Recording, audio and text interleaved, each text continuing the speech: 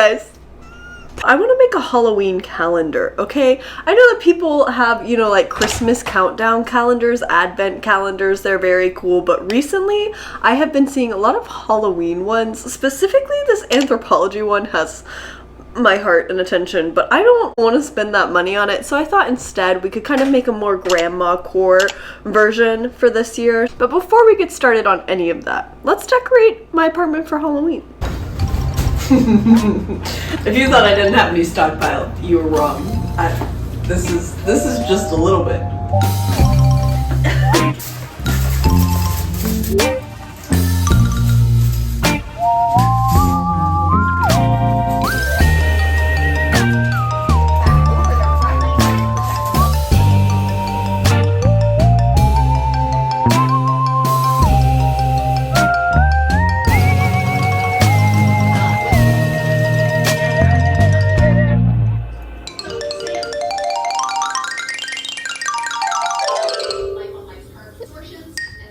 Joann's Fabrics.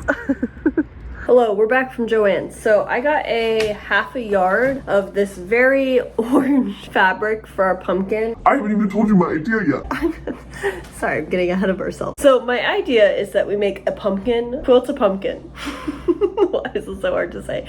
Cut out a pumpkin shape. This, together.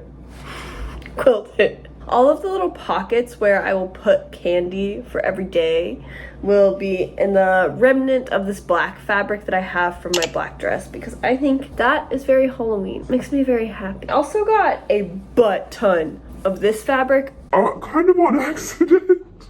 I was originally gonna get like maybe a yard, and then I got it up to the counter and she was like, oh, why don't you just buy the remnant? Then it's 50% off. And I was like, okay, and now I have so much of this. So please tell me in the comments, what would you make out of this? I have more than I could ever need with no project in mind.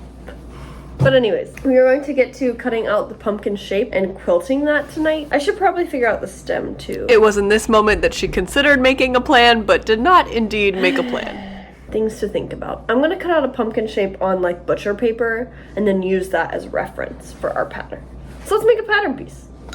I also did not immediately make a pattern piece. Instead, I went to my favorite sewing store because they were having a big sale and I bought fabric that I didn't need and walked around with my friends and got to see a dog. So overall, really good day, but back to work.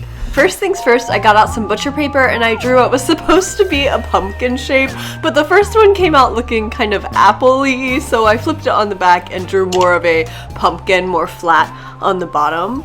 I also was gonna add a leaf with the little green fabric that I had, but I ended up not drawing that into the fabric at this point. I just forgot about it. So there's no leaf on this, and by the time I realized it, I was too lazy to go back. So we've just got a stem and a pumpkin, and you know, that's okay with me.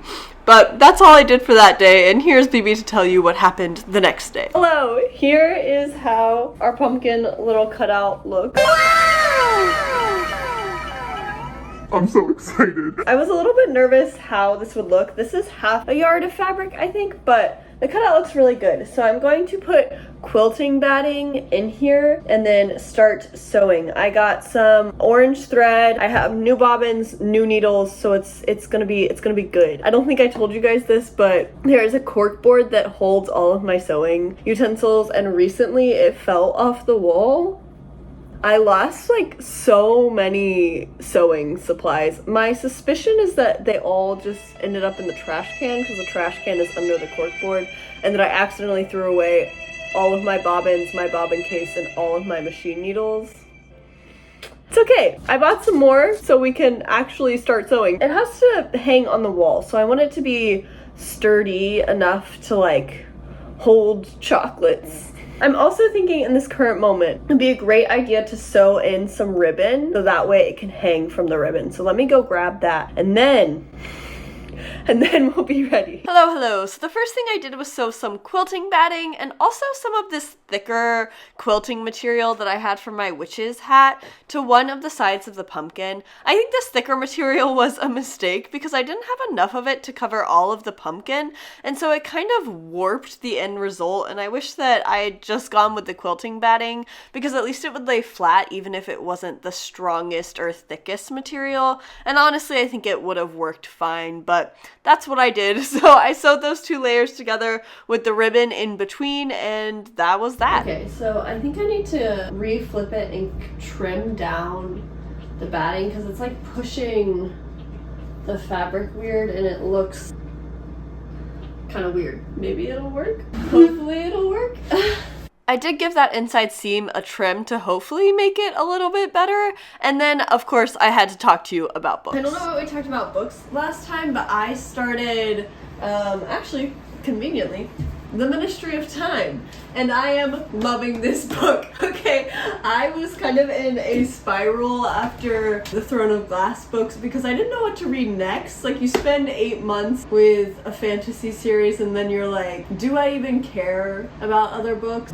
This book, I care so much about what's happening, and it's such a like fun, interesting premise. The premise is basically that set in England in the near future, and the UK government has figured out how to do time travel. So to experiment with making sure that it works, they take people from the past that are about to die out of the past, bring them into the present. It's just, I don't know, I'm not gonna say anything else. It's really good.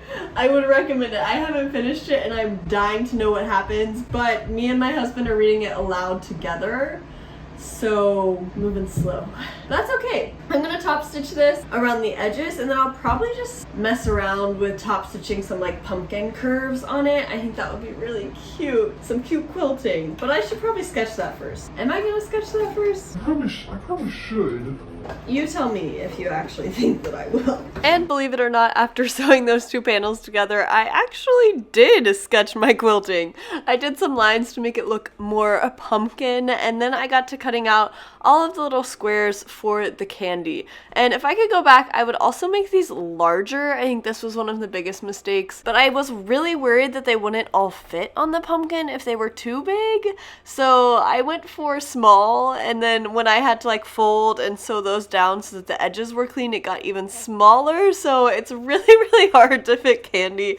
And the ones I did, I would definitely suggest at least 2 by 2 inches at like the very least, probably more than that. Yeah, just do not follow my example at this point.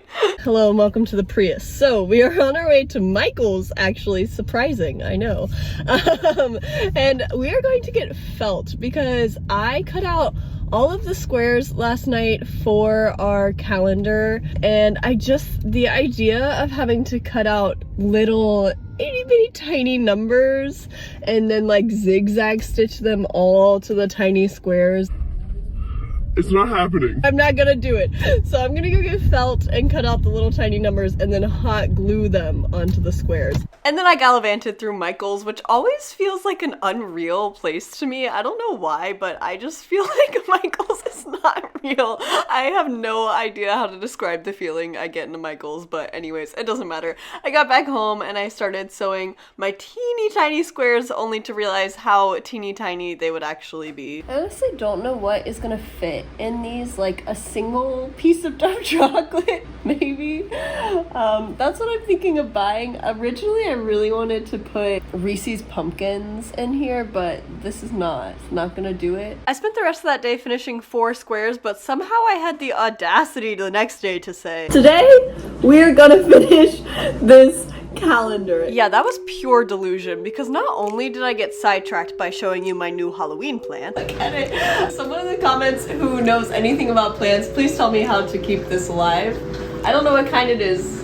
Do you know what kind it is? Anyways, it's also been like 90 degrees, so I should probably water it.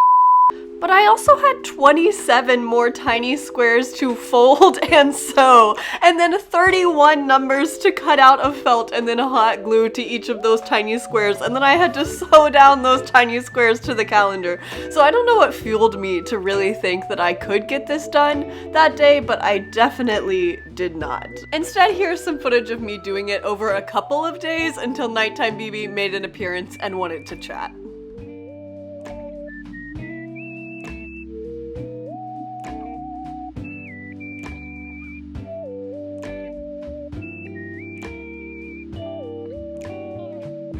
Hello.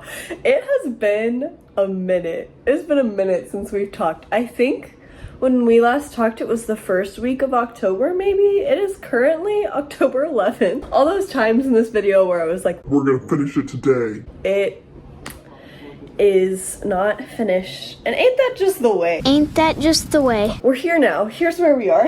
I've sewed down all of the green ones, and now we just need to change the thread and sew down all of the black ones. I realized that these are a little small.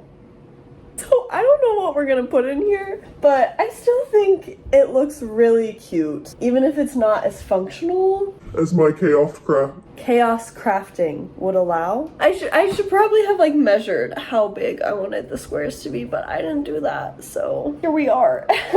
What else did I have to tell you since we haven't talked in a minute? Oh, I finished the book I'm reading. I finished The Ministry of Time. And I did cry at the end. Even though I cried, I would highly recommend that book. I really, really enjoyed it. I spent the rest of that night watching the Great British Bake Off and finishing the calendar. The next day, my husband went to H Mart and bought a bunch of different flavored Kit Kats for me to try and put in the calendar. Unfortunately, the calendar was way too tiny to put a full-size Kit Kat in, but here's a speed run of me taste testing a bunch of different Kit Kat flavors. Welcome to a little Kit Kat taste test time. Can you read that?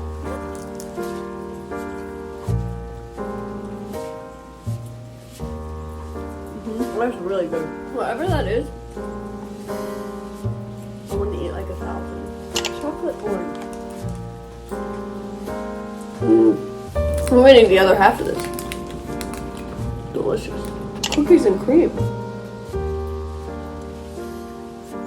I don't really like that. Actually, it's getting worse. There's like a weird aftertaste. Of course, the classic matcha. That's really yummy. A little bitter at the end though. Cracker? It tastes like nothing. Not in a way that I hate, but it's very confusing. And here it is. Like I mentioned earlier, it came out a little wonky, but I honestly love it so much. And most of the squares, to be fair, do actually fit Kit Kats, so it all worked out in the end.